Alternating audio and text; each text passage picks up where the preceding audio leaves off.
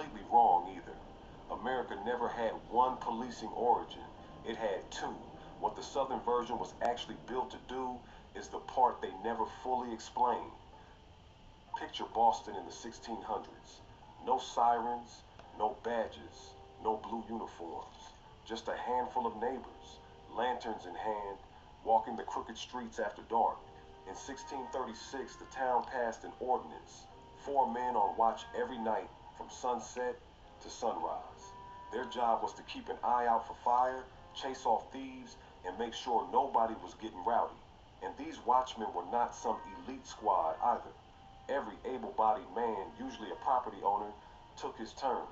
Miss your shift and you would get slapped with a fine or lose your spot in the community. That is how it worked. A rotation, a duty, not a career. The constable ran the show during daylight, serving warrants and keeping the peace, but only with the magistrate's say-so. No lone wolf action here. If you wanted to arrest somebody, you needed paperwork and oversight. The records from Boston's Night Watch, stretching back to the 1760s, read like a small-town gossip column. Drunks, petty theft, noisy parties. Not a word about hunting down runaways or enforcing racial codes. Their beat was fire and poverty, not people's skin color. Funding came from the town's pocket, approved in public meetings. The selectmen held the receipts, and if a watchman got out of line, he answered to his neighbors. This was community self-defense, plain and simple. It is not glamorous, but it is real. America had more than one policing origin. In the North, it started with folks just trying to keep their homes from burning down and their stuff from walking off. The Southern story is a whole different animal, and we will get there. But up here, the Night Watch was about civic safety, not controlling who could walk the street. That is the part they do not teach in school, but it is right there in the old city ledgers. Down south, the story wasn't about putting out fires or chasing drunks. Here's how it went. The law put pen to paper and built a patrol system straight out of the slave codes. Virginia's law of 1705 and South Carolina's Negro Act of 1740 didn't bother with polite language. They spelled it out.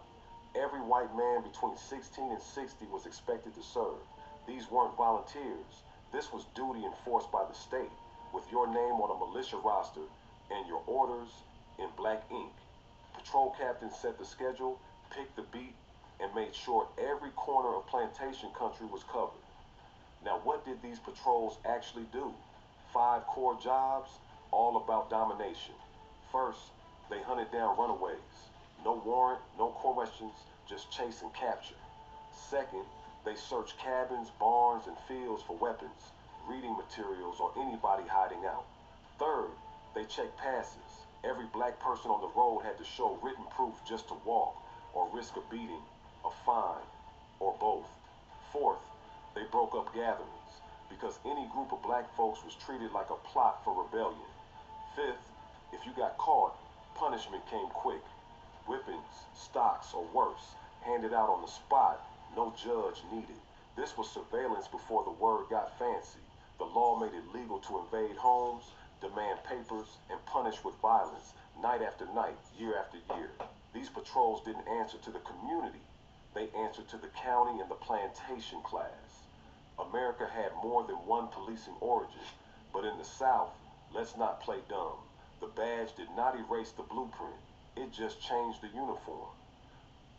Freedom hit the South in 1865, but the ink on the Emancipation Proclamation was barely dry before lawmakers started cooking up new ways to keep black people under their thumb.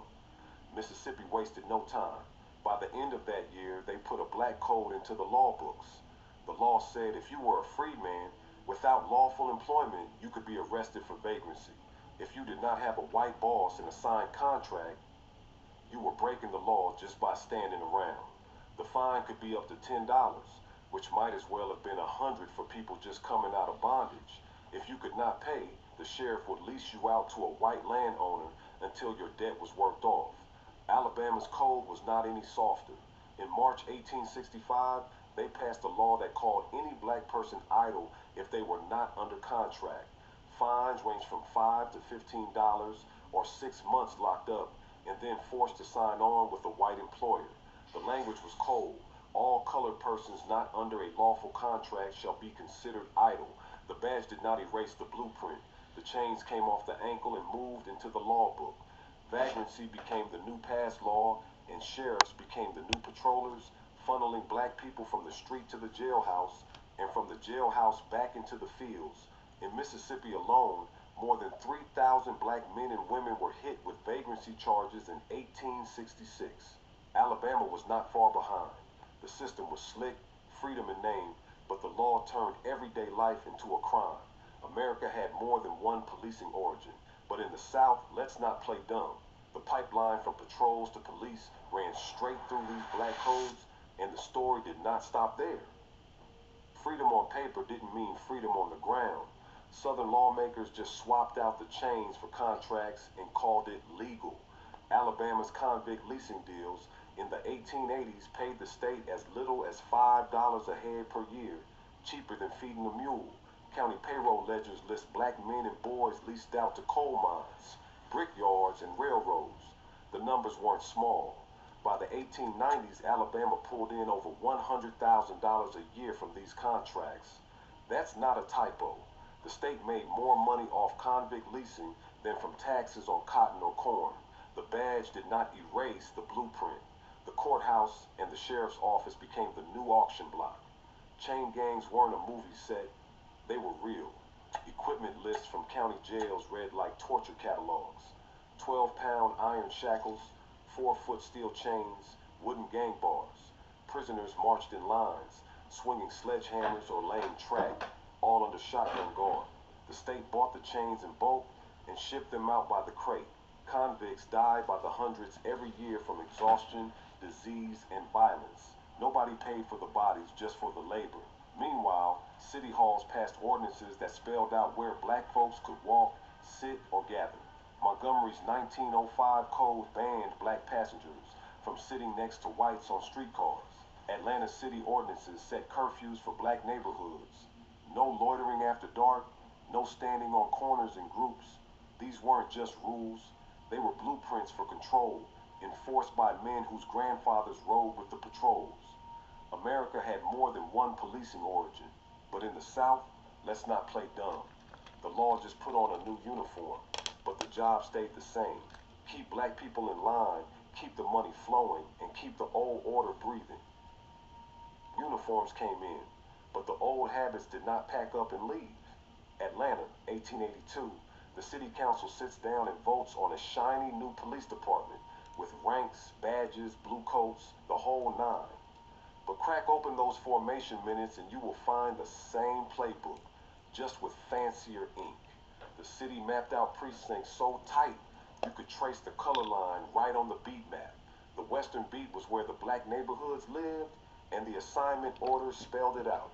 Patrols to verify all persons of color with travel passes. They did not even bother hiding it. Segregated beats, segregated rules. The badge did not erase the blueprint. It just covered it in brass and buttons. The department called itself modern, but the job stayed the same. Keep black folks watched, keep the old order breathing. That is how policing claimed neutrality, by dressing up old power in new clothes. Trust is a stubborn thing, especially when history keeps receipts. In the 1930s, a black woman told the WPA interviewer that they say the patroller's gone, but the fear still walks. That line didn't die in the cotton fields. It got passed down. Kitchen table to kitchen table, church pew to street corner. Today, you don't need a historian to explain why so many black folks side-eye the badge. Just look at the numbers. A 2021 survey found only 18% of black Americans said they had a lot of trust in police. Less than 1 in 5.